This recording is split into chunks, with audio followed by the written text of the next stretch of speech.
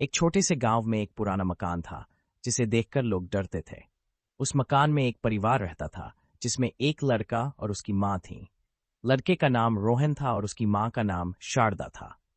एक दिन रोहन की माँ ने उसे बताया कि उनके परिवार में एक भूत है जो उनके साथ रहता। जब उसने उस भूत को अपनी आंखों से देखा तो वह डर गया। भूत का नाम काली था और वह रोहन की माँ की मृत्यु के बाद से उनके साथ रहता था। काली बहुत ही डरावना था और वह रोहन को परेशान करता था। एक दिन रोहन ने सोचा कि वह काली से छुटकारा। तांत्रिक ने रोहन को बताया कि काली को मारने के लिए उसे एक विशेष मंत्र पढ़ना होगा। रोहन ने वह मंत्र पढ़ा और काली को मार दिया। लेकिन जब उसने पीछे मुड़कर देखा तो उसने देखा कि काली उसके पीछे खड़ा था। रोहन ने महसूस किया कि काली उसके अंदर था और वह उसे कभी नहीं छोड़ेगा। रोहन डर गया और वह वहां से भाग गया। लेकिन जब वह घर पहुंचा तो उसने देखा कि उसकी माँ जीवित थी और वह उसे मुस्कुरा रही थी।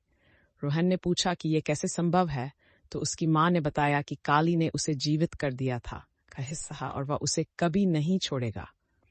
और फिर रोहन ने काली के साथ रहने का फैसला किया।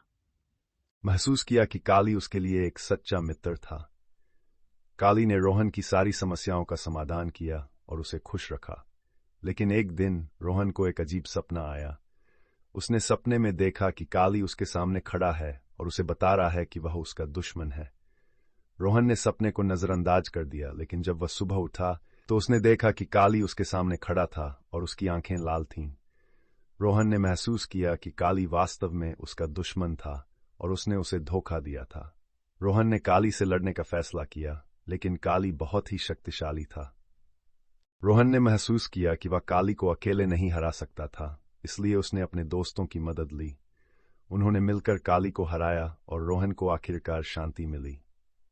इस कहानी से हमें यह शिक्षा मिलती है कि कभी कभी हमें अपने दुश्मनों का सामना करना पड़ता है, लेकिन हमें हार नहीं माननी चाहिए।